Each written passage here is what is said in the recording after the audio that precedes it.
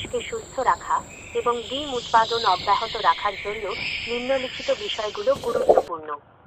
আলোর ব্যবস্থা। ডিম উৎপাদন ভালো রাখতে হাঁসের ঘরে আলোর স্থিতিশীল ব্যবস্থা বজায় রাখা জরুরি।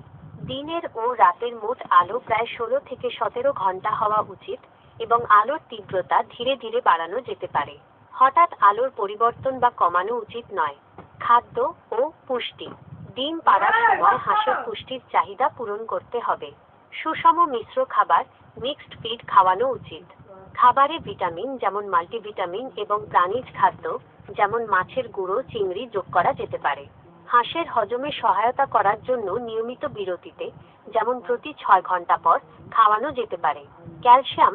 ডিমের খোসা তৈরির জন্য সঠিক পরিমাণে নিশ্চিত করতে হবে, তবে অতিরিক্ত ক্যালসিয়ামও ডিমের গুণগত মান কমাতে পারে।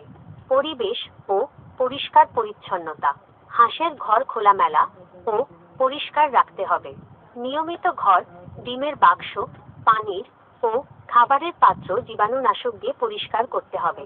কুকুর, বিড়াল বা অন্য কোনো কারণে যাতে হাঁস চাপ বা ভয় না পায় সেদিকে খেয়াল রাখতে হবে, কারণ চাপ ডিম পাড়ার হার কমিয়ে দিতে পারে। ব্যায়াম।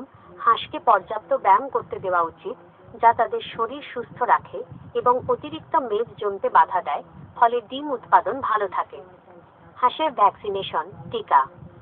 ডিম পাড়া হাঁসকে মারাত্মক রোগ থেকে রক্ষা করার জন্য সময় মতো ভ্যাকসিন দেওয়া আবশ্যক। হাঁসের দুটি